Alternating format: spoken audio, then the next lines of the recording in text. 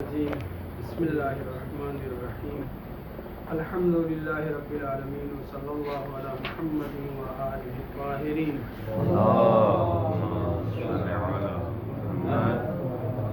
ولعنة الله على أعدائهم أجمعين بسم الله الرحمن الرحيم شہید اول کے قول کو جو ان کی کتاب القواعد والفوائد میں ہے ذکر کیا، وہ یہ کہ وہ اس بات کے قائل ہیں کہ جتنے بھی مجہولات شرعیہ ہیں، ماہیات جو جعل ہوئی ہیں شارع کی طرف سے، وہی الفاظ عبادات وغیرہ، یہ سب کے سب صحیح کے لیے وضع کیے گئے ہیں، اور اگر انہیں استعمال کیا جائے غیر صحیح میں، غیر تعامل اجزاء میں، تو وہ مجاز کہلائے گا، اور حقیقت کے جو علائم ہیں، مجاز کے جو علائم ہیں، اس کے تحت کلمات کو استعمال کیا جاتا ہے۔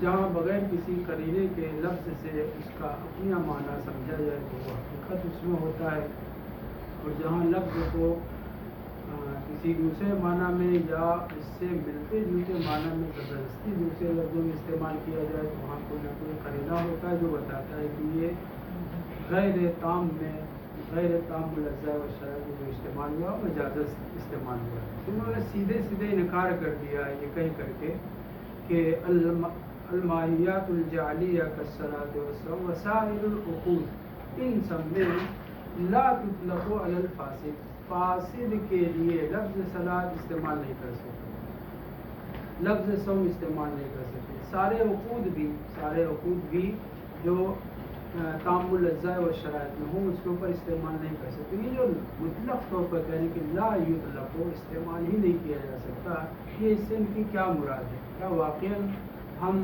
الفاظ عبادات کو یا سائر عقود کو، ان سب کو فاسد کے اوپر استعمال ہی نہیں کر سکتے؟ جواب اس کا ایک سطر میں، آدھی سطر میں دے کر یہ کہنا چاہ رہے ہیں کہ شہید کی مراد یہ ہے کہ حقیقتاً استعمال نہیں کر سکتے۔ بس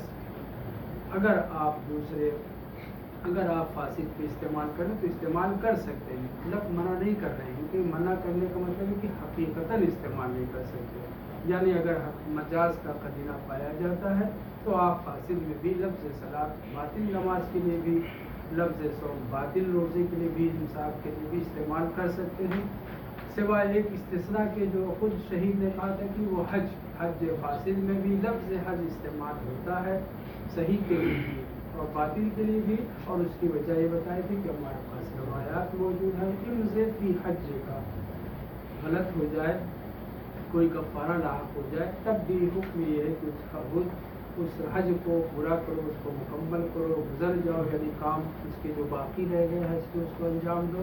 تو لفظ حج صحیح اور فاسد دونوں کے لیے استعمال ہوتا ہے، بقیہ سارے الفاظ معاملات ہوں، چاہے الفاظ عبادات یعنی ماہیت شرعیہ ہوں جو جعل ہوئی اشارے کی طرف سے، ان سب کو لا تطلق الا علی الصحیح۔ تو اس کا مطلب کیا ہے؟ اس کا مطلب یہ ہے، انتہا کی بات کریں، وظاہرہ ارادۃ الاطلاق الحقیقی، یعنی بیع کو، صوم کو، صلاۃ کو، ان سب کو اگر مطلق اطلاق حقیقی، استعمال حقیقی کرنا چاہ رہے ہیں تو صرف جو ہے صحیح کے اوپر استعمال کریں گے، باطل کے اوپر استعمال نہیں کریں گے۔ یہ مطلب یہ دو قول دو بزرگواروں کا، شہید اول کا اور شہید ثانی کا نقل ہوا کہ یہ سب اس بات کے قائل ہیں کہ الفاظ عبادات جو الفاظ معاملات، الفاظ عبادت ہی پہ ہیں، معاملات کے بارے میں گفتگو کریں گے۔ الفاظ عبادات، معاملات شرعیہ، یہ سب کے سب وضع کیے گئے ہیں، صرف صحیح کے لیے اور باطل کے لیے وضع نہیں کیے گئے ہیں، یعنی آپ یہ نہیں کہہ سکتے کہ یہ مشترک لفظی ہیں، صحیح میں بھی اور باطل میں بھی، صرف صحیح کے لیے وضع کیے گئے ہیں۔ اور جب اس میں جو یہ کہا تو کیا باطل کے لیے استعمال نہیں کر سکتے؟ جواب ہے باطل کے لیے استعمال کر سکتے ہیں، مگر وہاں پہ قرینہ ہونا چاہیے۔ اب جو ہے شیخ انصاری اشکال کر رہے ہیں، ان کی طرف سے اشکال ہے ان دونوں کے اوپر، شہید اول شہید ثانی کے اوپر، کہ اگر آپ ایسا اس بات کے قائل ہیں اور اگر مجھے نماز میں کسی شے، کسی جز کے داخلے نماز ہونے کے بارے میں شک ہے تو میں ان اطلاقات سے، ان عمومات سے کو استعمال نہیں کر سکتا اور اس شے کو، جز یا شرط کو اس معاملے کے اندر یا اس عبادت کے اندر کیسے میں اس کو شامل کر سکتا ہوں. دوسرے لفظوں میں اگر الفاظ معاملات جو آپ قائل ہیں کہ حقیقت کے لیے وضع کیے گئے ہیں، الفاظ عبادات جو حقیقت کے لیے وضع کیے گئے ہیں، ہم ان کے کسی جز میں یا کسی شرط میں دخیل ہونے اور نہ ہونے کے لیے اصالت سے کیا نام ہے ان عمومات کو استعمال نہیں کر سکتے. ان کے ذریعے سے تمسک کر کے کسی شے کو جز کی، کسی شے کے جز ہونے کی ماہیت میں داخل ہونے کی ہے یا داخل نہیں ہے، ان کے ذریعے سے تمسک کر کے ان کو نفی یا اثبات نہیں کر سکتے. عبارت پہ توجہ کریں. وَيُشْكِلْ مَا ذَكَرَاهُ تسنیہ کا صیغہ. شہید اول نے اور شہید ثانی نے جو ذکر کیا ہے، کیا ذکر کیا؟ خلاصہ یہ ہے کہ الفاظ عبادات وضع کیے گئے ہیں صحیح کے لیے بس. شہید اول اور شہید ثانی کے قول کے درمیان کیا فرق ہے؟ دونوں میں نتیجہ میں کوئی فرق نہیں ہے. بس انہوں نے یہ کہا تھا، مسالک میں یہ کہا تھا کہ بے اور غیر بے جتنے عقود ہیں صحیح میں وضع کیے ہیں. انہوں نے صرف ایک لفظ ایک تحدید کر دی کہ مجعولات شرعیہ یعنی الفاظ عبادات وضع کیے گئے سوائے حج کے، کہ حج کو بھی جو ہے کہا کہ نہیں وہ صحیح اور باطل دونوں کے لیے ہے. تو ان دونوں میں فرق یہ ہوا کہ وہ سارے عقود کے شہید ثانی مسالک تھے، سارے عقود کے سارے الفاظ بے وغیرہ بے کے اس بات کے قائل کہ وہ حقیقت ہیں صحیح میں وضع کیے گئے ہیں صحیح کے لیے. اور شہید اول نے کہا کہ نہیں، مجعولات شرعیہ سارے کے سارے وضع کیے گئے ہیں صحیح کے لیے سوائے حج کے. تو ان دونوں کے قول پر یہ اشکال بنتا ہے کہ بِأَنَّ وَضْعَهَا لِلصَّحِيحِ، اگر یہ سارے کے سارے صرف صحیح کے لیے وضع کیے گئے ہیں، یوجب عدم جواز التمسک بإطلاق نحو أحل الله البيع وإطلاق أدلة سائر العقود في مقام الشك في اعتبار شيء فيها. کسی شے کے داخل مثلا یہی عقود میں بوئی وغیرہ میں کیا الفاظ عربی میں استعمال ہونا چاہیے یا نہیں، اردو میں بھی ہم استعمال کر سکتے ہیں، کیا صیغے کا ماضی میں استعمال ہونا ضروری ہے. ہمیں شک ہو رہا ہے کہ ماضویت شرط ہے یا نہیں، عربیت شرط ہے یا نہیں. احل اللہ البیع کا جو اطلاق ہے عمومیت پائی جاتی ہے، ہم اس کے ساتھ اس کے ذریعے سے تمسک کرتے ہوئے یہ کہہ سکتے ہیں کہ اگر یہ بھی بیع ہے اور یہ بھی بیع اور یہ بھی بیع ہے، اب ان تینوں بیوع میں کسی کے صیغے میں عربیت کے یا ماضویت کے ہم کو شک ہو رہا ہے، ہم کیا کریں گے؟ اگر ہم عام کے قائل ہیں، صحیح اور فاسد دونوں میں عام کے قائل ہیں، تو یہ بھی بیع ہے اور اس کو بیع مانتا ہے، اس کو بھی بیع مانتا ہے مگر باطل بیع مانتا ہے. ہم شک کر رہے ہیں کہ آیا ماضویت یا عربیت شرط ہے یا نہیں. احل اللہ البیع کی اطلاق اور عموم سے تمسک کرتے ہوئے کہیں گے عربی ہو یا نہ ہو یہ بھی بیع ہے یہ بھی بیع ہے، مگر پہلے سے بیع کلمہ ان کے اوپر صادق آنا چاہیے، افراد بیع میں سے ہوں، اور اس افراد بیع میں سے ہوتے ہوئے کسی ایک کے اندر صیغے میں عربیت یا ماضویت کی کا شبہ ہو رہا ہے کہ یہ دخیل ہے یا دخیل نہیں ہے، تو کیا کریں گے؟ اطلاق سے اس کے احل اللہ البیع وغیرہ کے اطلاق سے ہم تمسک کرتے ہوئے کسی چیز کی نفی یا کسی چیز کو داخل کر سکتے ہیں. صرف بیع کی بات نہیں ہے، آگے کہنے وہ اطلاق و عدلت سائر العقود، سارے عقود اجارہ وغیرہ سب میں جہاں پہ بھی ہم کو کسی چیز کے داخل ہونے یا عدم داخل ہونے کے بارے میں شک و شبہ ہو، ان کے عمومات اور اطلاق سے تمسک کر سکتے. کب؟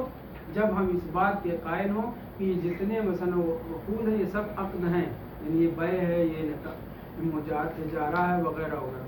لیکن اگر آپ صحیحی کے قائل ہو گئے، آپ صحیحی ہو گئے، دوسرے لفظوں میں بس وہی جو جس کے اندر تمام اجزاء و شرائط پائے جاتے ہیں بس وہی بیع ہے، اور دوسرے والے کے اوپر بیع کا استعمال کرنا صحیح ہی نہ ہو، تو آپ یہاں پہ تمسک ان اطلاقات سے ان عمومات سے نہیں کر سکتے. عبارت پہ توجہ کریں.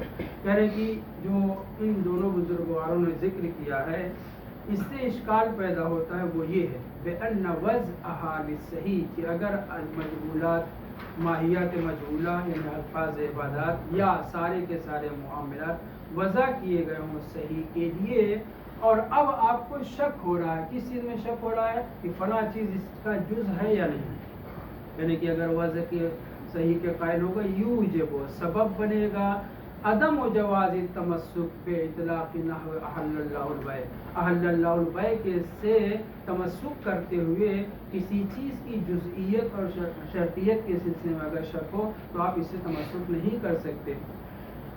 عبارت میں دقت کریے گا کہ کیا کہنا چاہ رہے ہیں۔ پہلے اشکال کر رہے ہیں اور اسی اشکال کے ساتھ جواب بھی۔ وہ اشکال کیا ہے کہ اگر مجھے کسی معاملے میں کسی شے کے جز ہونے کا یا شرط ہونے کا شک ہے، اگر آپ عام کے قائل ہیں کہ فاسد اور صحیح دونوں کے لیے لفظ وضع کیا گیا مثلا بیع، تب تو آپ تمسک کرتے ہوئے اس مسئلے کو حل کر سکتے ہیں۔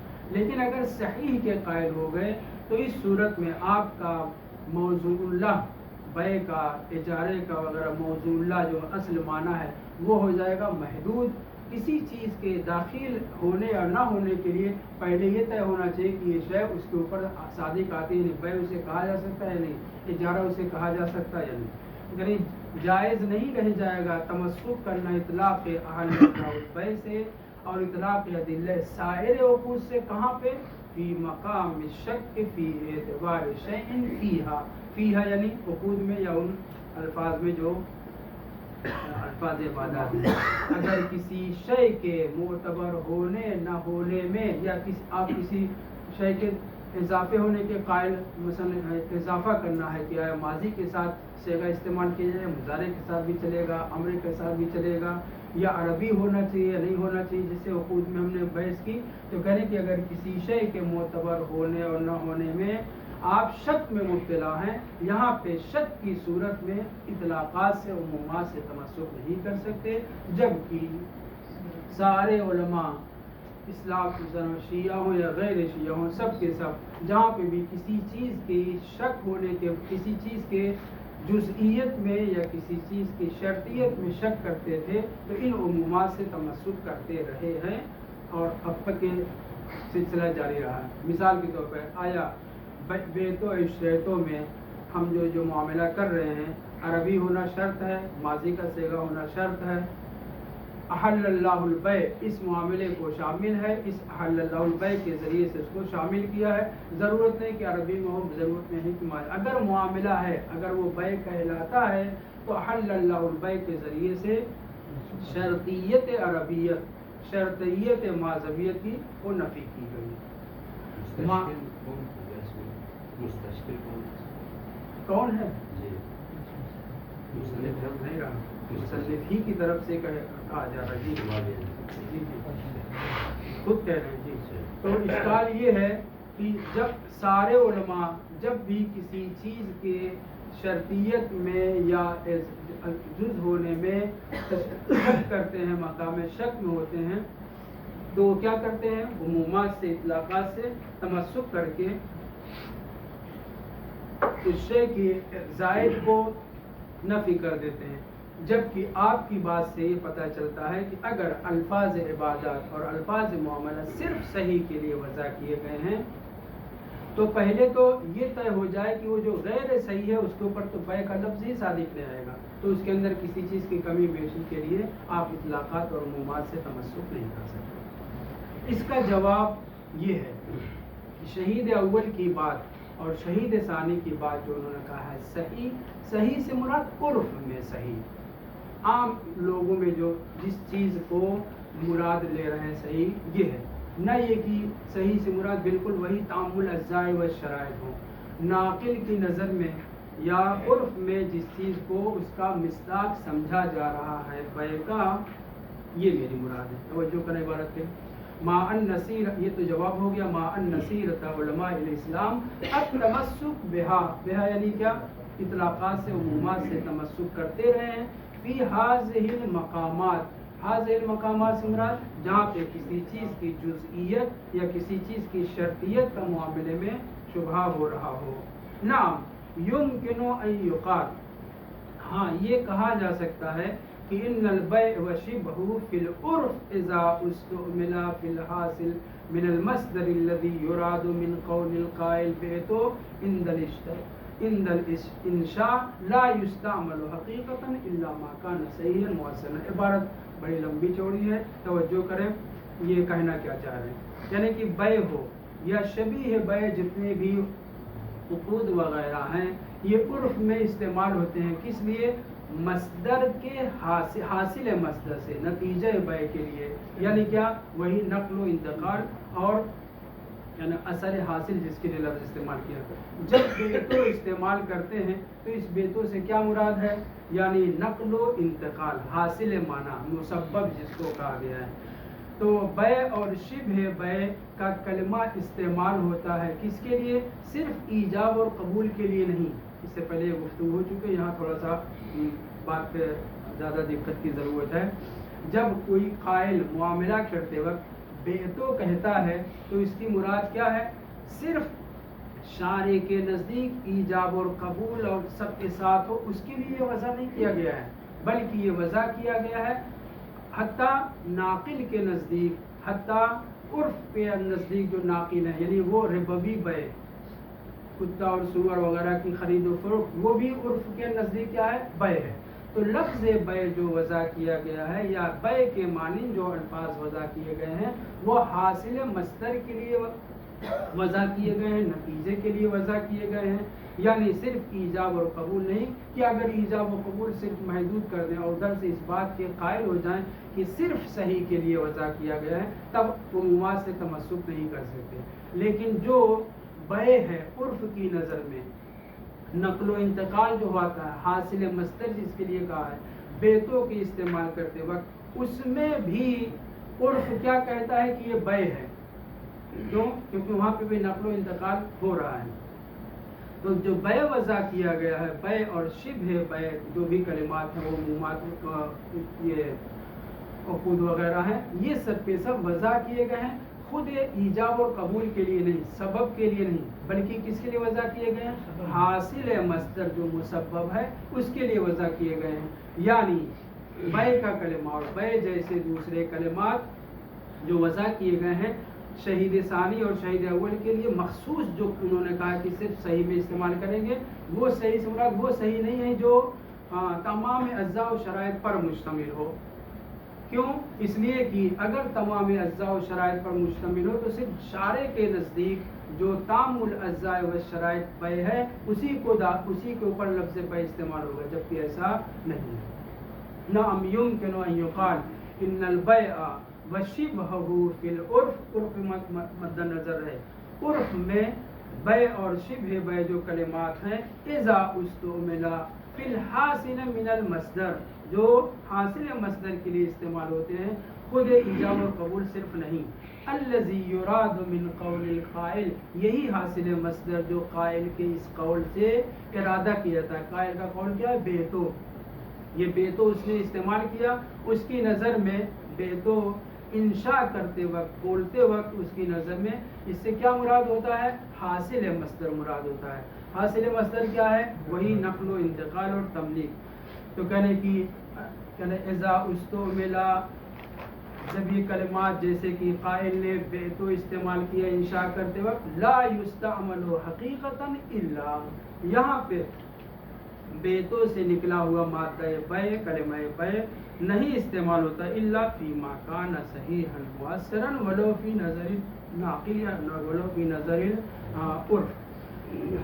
یہ لفظ استعمال ہوتا ہے بیتو سے بے جو مراد لیا جاتا ہے، یعنی کہنا یہ چاہ رہے ہیں کہ کلمہ بے اور الفاظ بے یہ جتنے بھی عقود ہیں یہ سب کے سب استعمال ہوتے ہیں۔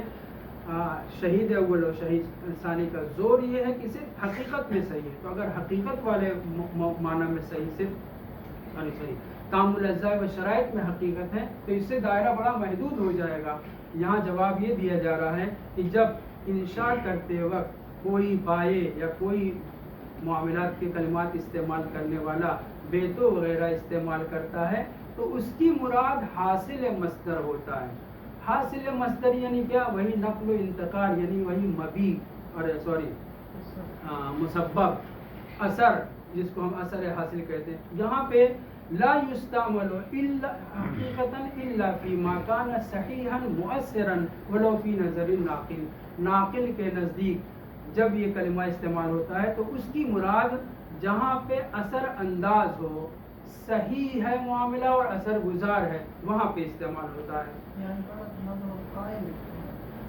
یہ اصل میں اس طرح سے جواب دینا چاہ رہے ہیں کہ قائل نے جو قائل مراد یہاں پہ شہید اول اور شہید ثانی نے جو کہا تھا وہ صرف صحیح کے لیے وضع کرنے کی بات کہی تھی. یہاں جواب یہ دے رہے ہیں کہ نہیں، جب بھی بیعتو و اشترطو یا بیعتو یا اس طرح کے دوسرے عقود کے کلمات استعمال ہوتے ہیں تو ان کی مراد تام الاجزاء و شرائط کے لیے نہیں ہوتی، بلکہ جو ان کی نظر میں نقل ہے لیکن شارع کی نظر میں نقل نہیں، شارع کی نظر میں بھلے ہی نقل نہ ہو، ان کی نظر میں ناقل کی نظر میں جو نقل ہے اس کو بھی شامل ہے، نہیں اس معاملے کو بھی شامل ہے کہ جس کے اندر تمام اجزاء و شرائط مکمل نہیں ہیں.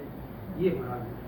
لا يستعمل حقیقتا الا ما كان صحیحا مؤثرا ولو فی نظر الناقل ثم اذا كان مؤثرا. اب فرق یہ ہوگا کہ عرف کی نظر میں ناقل ہے، بے تو ہے، شارع کی نظر میں ناقل نہیں ہے لیکن بے ہے. کیوں؟ اس لیے کہ انہوں نے یہ کہا کہ الفاظ عبادات جو صحیح کے لیے وضع کیے گئے ہیں، صحیح سے مراد صرف یہ نہیں ہے کہ تمام اجزاء و شرائط اس کے اندر پائے جائیں یا معذبیت کی یا عربی ہونے کی شرط نہ پائی جائے. اس لیے جواب میں یہ کہہ رہے ہیں ثم اذا كان مؤثرا فی نظر الشارع، اگر وہ شارع کی نظر میں بھی ناقل ہوا، نقل کرنے والا ہوا وہ کلمات، جیسے کہ ناقل کی نظر میں، جیسے کہ عرف کی نظر میں ناقل تھا، تب کیا ہوگا؟ تب کان بیان عندہ یعنی عند الشارع بھی وہ بے کہلائے گا. مطلب یہ ہے کہ اگر شارع بے نہ مانتا ہو کسی مسئلے کسی جگہ پہ، کہ جیسے کہ خنزیر کے صنم کے بیچنے میں یا بے ربوی، بے ہے مگر ربوی ہے، صنم اور وثن وغیرہ کا خرید و فروخت بے ہے مگر کس کے نزدیک بے ہے؟ ناقل اور عرف کی نظر میں، شارع کی نظر میں بے نہیں ہے. شارع کی بھی نظر میں بے ہو اس کو بھی شامل ہے، لفظ بے استعمال کیا جائے گا، اور جو ناقل کے نزدیک یا عرف کے نزدیک بے ہے مگر شارع کے نزدیک نقل و انتقال نہیں ہے، اس کے نزدیک بھی بے مانا جائے گا. تو لا یستعمل حقیقتا الا اس کے نزدیک جو عرف کے نزدیک ہے وہ بھی، ناقل کے نزدیک وہ بھی ہے، شارع کے نزدیک وہ بھی ہے.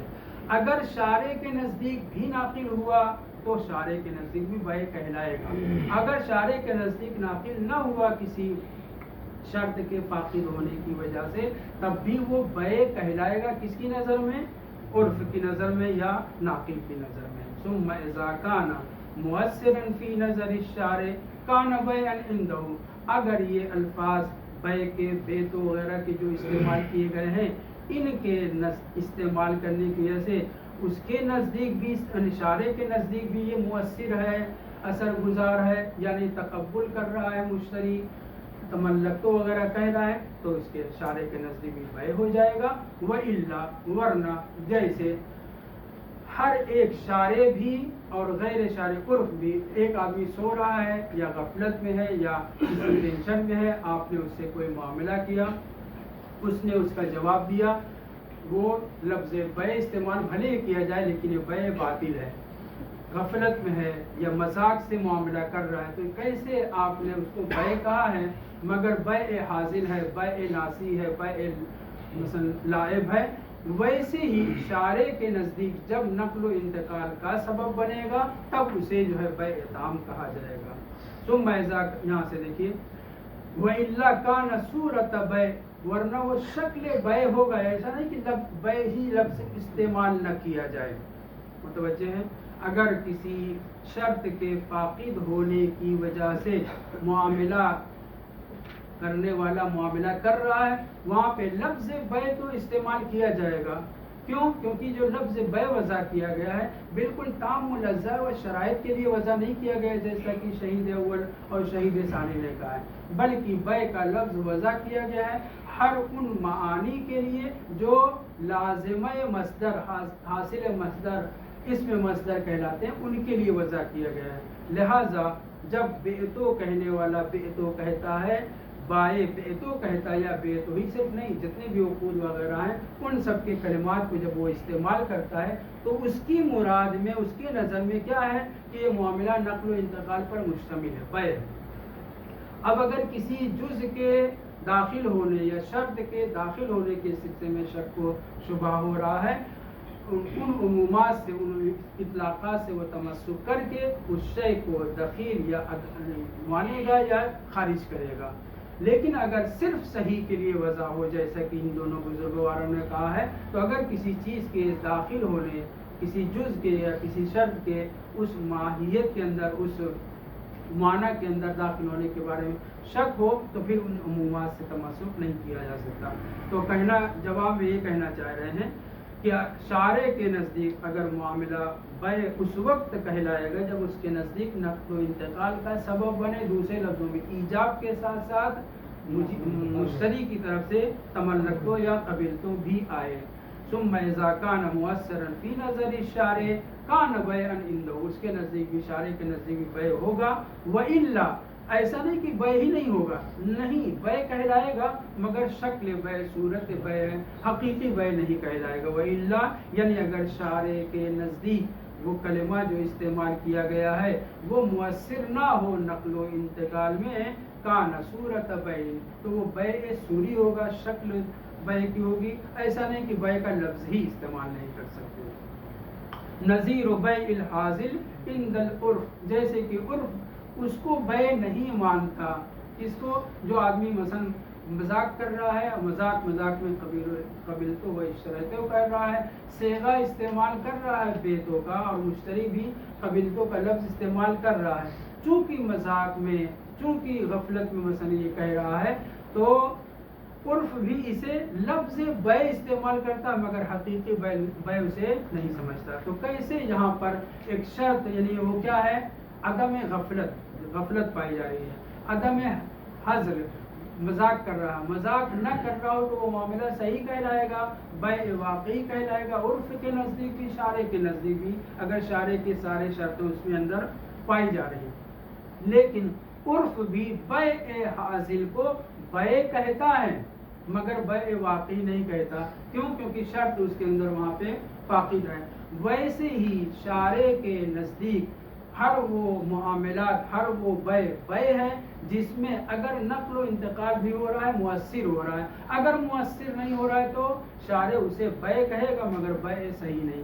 یہی صورتحال الفاظ عبادات کی ہے کہ اگر تمام اجزاء شرائط کے ساتھ نماز پڑھی جا رہی ہے, تمام امور کو مد نظر رکھتے ہوئے روزہ رکھا جا رہا ہے, تب یہ روزہ اور نماز شارع کے نزدیک بھی روزہ اور نماز کہلائے گا, یعنی مکمل طریقے سے لفظ صلاۃ استعمال کیا جائے گا. لیکن اگر کوئی شرط فاقد ہے, بغیر وضو کے نماز پڑھا ہے, قبلے سے منحرف ہو کر کے نماز پڑھا ہے, تو اس کو آیا صلاۃ کہیں گے نہیں کہیں گے؟ شارع کے نزدیک بھی اس کو صلاۃ کہیں گے مگر صلاۃ باطلہ ہے. تو شہید اول اور شہید ثانی نے یہ کہا تھا صرف صحیح کے لیے, صرف تمام اجزاء و شرائط پر مشتمل امور کے لیے الفاظ عبادات اور الفاظ معاملات وضع کیے گئے ہیں. ہم اس کا جواب میں یہ کہہ رہے ہیں کہ اگر آپ ایسا کہتے ہیں تو آپ عمومات سے تمسک نہیں کر سکتے کسی شے کی شرطیت اور جزئیت کے مقام شک میں.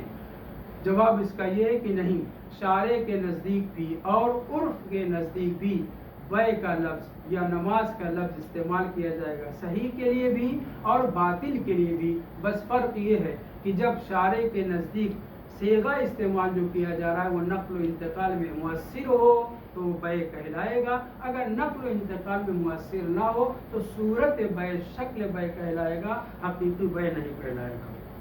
یہی بات نماز کی ہے, یہی بات الفاظ عبادات کی ہے کہ اگر آپ اس بات کے قائل ہیں کہ صرف صحیح اجزاء اور تمام شرائط کے حوالے کے لیے لفظ صلاۃ وضع کیا گیا ہے, تو پھر آپ عمومات سے کسی عمومات سے تمسک نہیں کر سکتے کسی چیز کی جزئیت اور شرطیت کے لیے, مگر یہ کہ آپ اس کے نماز ہونے کے قائل ہوں, بولو اس کے اندر بعض شرط نہیں پائی جا رہی, باطل نماز کو بھی نماز کہیں گے. کیوں؟ اس لیے کہ لفظ صلاۃ جو وضع کیا گیا ہے ان تمام اجزاء و ارکان پر مشتمل عبادت کے لیے وضع کیا گیا ہے. اگر تمام شرطیں پائی جاتی ہیں تو صحیح نماز کہلائے گی, اگر کوئی جز یا شرط فاقد ہے تو باطل نماز کہلائے گی. ایسا نہیں کہ لفظ نماز اس کے لیے استعمال نہ کرے.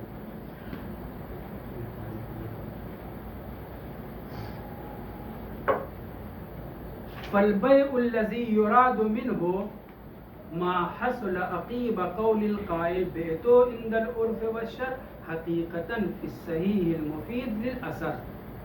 بس لفظ بیع اس کا استعمال قائل کی نظر میں جب وہ بیتو کہہ رہا ہے تو شارع کے نزدیک بھی حقیقت کہلائے گا اور عرف میں بھی حقیقت صحیح میں استعمال ہوگا، مگر صحیح سے مراد مکمل صحیح جو شارع کے نزدیک ہے وہ نہیں، بلکہ صحیح سے مراد جو عرف میں صحیح ہے، جو مفید اثر ہے، اس کی بات ہو رہی ہے. فالبیع الذی یراد منہ ما حصل عقیب قول القائل بیتو.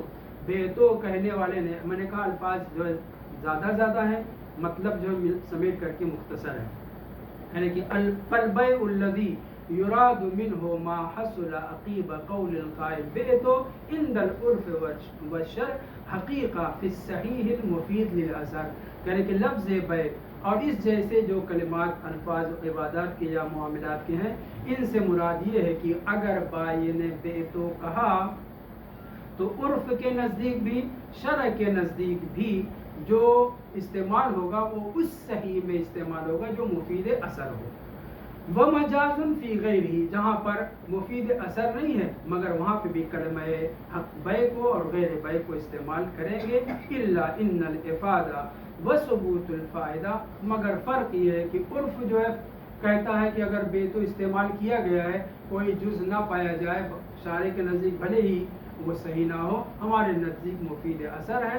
شارع کے نزدیک بھی مفید اثر فائدہ دینے کے لیے، ثابت ہونے کے لیے اس بیتو کے بعد مشتری کی طرف سے مثلا قبل تو آ جائے تب مفید اثر ہوگا. یعنی کہ قائل کا یہ کہنا عرف میں بھی شرع میں بھی حقیقت فی الصحیح، صحیح سے مراد کون سے صحیح؟ المفید للاثر، جو اثر دار ہو، شارع کے نزدیک بھی اور عرف کے نزدیک بھی. ومجاز فی غیرہ، اگر مفید اثر نہیں ہے تو وہاں پہ لفظ بیع استعمال کریں گے یا نہیں کریں گے؟ کریں گے، مگر یہ کہ وہ مجاز ہوگا. الا ان الافادۃ وثبوت الفائدہ مختلف فی نظر العرف والشرع. ہاں، فائدہ پہنچانے والا صحیح یہ بھی ہے، صحیح یہ بھی ہے، مگر فائدہ پہنچانے والے اثر دار ہونے میں عرف کے نزدیک کچھ ہے اور شارع کے نزدیک کچھ ہے. شارع کے نزدیک یہ ہے کہ اگر بائع نے بیتو کہہ دیا اور اس نے نظر رکھا کہ مال منتقل ہو جائے اور مشتری نے قبول نہیں کیا ہے تو عرف کے نزدیک یہ بیع کہا جا سکتا ہے، یا جس چیز کو بیچا ہے وہ قابل تملیک نہیں ہے، عرف کے نزدیک یہ بیع کہلائے گا. یا وہ چیزیں ہیں کہ شارع کے نزدیک حرام ہے خرید و فروخت اور اس کو بیچا ہے تو عرف کے نزدیک یہ مفید اثر ہوگا، لہٰذا وہ اسے حقیقی بیع سمجھے گا، شارع اسے صحیح نہیں سمجھے گا مگر اسے بیع کہہ سکتے ہیں. البتہ بیع فاسد، بیع غلط. تو کہنے کی فائدہ اور افادہ، ثبوت فائدہ اور افادہ شارع کی نظر میں اور عرف کی نظر میں چونکہ مختلف ہے، لہٰذا جب مکمل اجزاء و شرائط کے تحت بائع نے بیتو کہا ہے اور مشتری نے قبل تو بھی کہہ دیا ہے تو اب بائع کے نزدیک یہ بیع صحیح کہلائے گا، اور اگر اس نے قبل تو ابھی نہیں کہا ہے اور یعنی دوسرے لفظوں میں مفید اثر نہیں ہو رہا ہے تو شارع کے نزدیک یہ بیع ہے، بیع فاسد ہے. واضح ہے؟ بیع ہے مگر بیع فاسد ہے. عرف کی نظر میں اگر معاملہ کیا ہے، مثلا یہی بت بیچا ہے تو بیتو کہنے کے بعد مشتری بھلے ہی قبل تو نہ کہے، ناقل کی نظر میں یا عرف کی نظر میں بھلے ہی مشتری نے قبل تو نہ کہا ہو، عرف کی نظر میں یہ بیع ہے. اگر قبل تو نہیں کیا ہے تو نقل و انتقال نہیں ہوگا، لیکن بیع فاسد کو بھی بیع عرف جانتا ہے. شارع کب جانتا ہے؟ کہ جب اس کے نزدیک نقل و انتقال کرنے کے سارے اسباب پائے جائیں، ان میں سے ایک جو ہے مشتری کا قبل تو کہنا ہے. واما وجہ تمسک العلماء باطلاق ادلۃ البیع ونحوہ. اب یہ جو علماء تمسک کرتے رہے ہیں ہر جگہ، کس سے؟ عمومات سے، احل اللہ البیع سے یا دوسرے عمومات جو عقود میں استعمال ہوتے ہیں. فلأن الخطابات، جو شارع کی طرف سے روایات آئی ہیں، آیات جو جن میں یہ کلمات عقود وغیرہ کے استعمال کیے گئے ہیں، یہ خطابات کس کے لیے ہیں؟ عام میں مردم سے معاملہ جو کرتے ہیں یعنی عرف کے مطابق یہ کلمات وضع ہوئے ہیں. تو اس لیے علماء تمسک کرتے ہیں کسی بھی چیز کی شرطیت یا جزئیت میں دخیل ہونے کے سلسلے میں جب انہیں شک و شبہ ہوتا ہے تو وہ اطلاقات سے تمسک کرتے ہیں. یعنی کہ وَأَمَّا ثُبُوتُ التَّمَسُّكِ بِإِطْلَاقِ أَدِلَّةِ الْبَيْعِ وَنَحْوِهِ دلیل بیع مثلا احل اللہ البیع ہے، تجارت انفراز ہے یا دوسری دلیلیں ہیں، ان کے عمومات ان کے اطلاقات سے وہ جو علماء تمسک کرتے ہیں. کیوں؟ اس لیے کہ وہ جانتے ہیں کہ یہ کلمات جو وضع کیے گئے ہیں یہ خطابات جو آئے ہیں کس کے لیے ہیں؟ فَلِأَنَّ الْخِطَابَاتِ لَمَّا وَرَدَتْ عَلَىٰ طِبْقِ الْعُرْفِ شارع کے نزدیک یعنی شارع کی طرف سے جو روایات آیات وائی ہیں وہ عرف کے مطابق وارد ہوئی ہیں. تو اس لیے حمل لفظ البیع وشبہہ فی الخطابات الشرعیہ، شرعی عبارتوں میں روایات میں ان کلمات کو بیع اور شبہ بیع کو حمل کیا جائے گا علی ما ہوا صحیح المؤثر عند العرف، چونکہ عرف کے سے خطاب تھا لہذا آیات و روایات میں جو بیع اور غیر بیع جو کلمات استعمال ہوئے ہیں عرف کے مطابق، یعنی یہ الفاظ معاملات پہلے سے رہے ہیں، متوجہ ہوں دوبارہ، الفاظ معاملات پہلے سے رہے ہیں، عرف جن کلمات کو جن معنی میں استعمال کرتا رہا ہے اسی کے مطابق آیات اور روایتیں آئی ہیں. اب اگر کہیں پہ کسی چیز کے سلسلے میں شک ہو رہا ہے ہم عمومات سے تمسک، علماء عمومات سے تمسک کرتے رہے ہیں. کیوں؟ کیونکہ شرعی خطابات مطابق عرف آیا ہے.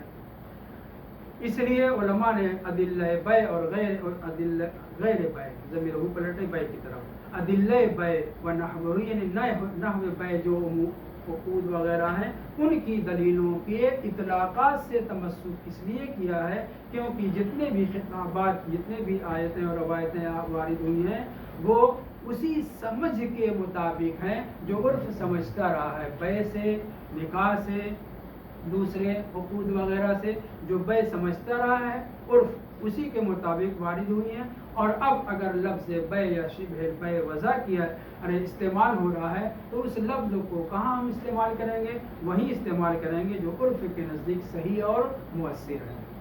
حمل لفظ البیع و شبہ لفظ بیع فی خطابات الشرعیت علی ما ہوا صحیح کہاں کے مؤثر؟ المؤثر عند العرف، عرف کے نزدیک جو مؤثر ہے اسی کے اوپر ہم اس لفظ بیع وغیرہ کو استعمال کریں گے. نہ یہ کہ جیسا کہ شہید اول اور شہید ثانی نے کہا ہے بس انہی میں کہ جو شارع کے نزدیک بھی مؤثر ہو اسی میں استعمال کریں گے. دوسرے لفظوں میں صرف تمام اجزاء و شرائط کے اوپر جو مشتمل ہو اس کے لیے وضع استعمال کریں گے. نہیں، ایسا نہیں، بلکہ جو مؤثر ہے عرف کے نزدیک اس کے اوپر خطابات شرعیہ کو ہم نے کریں گے. او علی المصدر الذي يراد من لفظ بیعتو، یا لفظ بیعتو استعمال کیا گیا ہے اس سے جو مصدر ہے جو مصدر نکل رہا ہے مصدر وہی بیعین بیع یہ جو استعمال ہوگا کس کے اوپر ہوگا؟ فیستدل باطلاق الحکم بحلہ او بوجوب الوفاء علی کون. یہاں پہ تھوڑا سا وضاحت کی ضرورت ہے. یہ جو احل اللہ البیع ہے اگر کسی چیز کی شرطیت یا جزئیت کے سلسلے میں ہم کو شک ہوا عرف کے نزدیک جو صحیح اور مؤثر ہے اس کے مطابق ہم کلام کریں گے. یعنی اگر کسی چیز کی شرطیت میں جزئیت میں شک ہو رہا ہے احل اللہ البیع سے تمسک کریں گے، اوفوا بالعقود سے تمسک کریں گے. یہاں پہ تھوڑا سا وضاحت کی ضرورت ہے، انشاءاللہ کل الحمدللہ.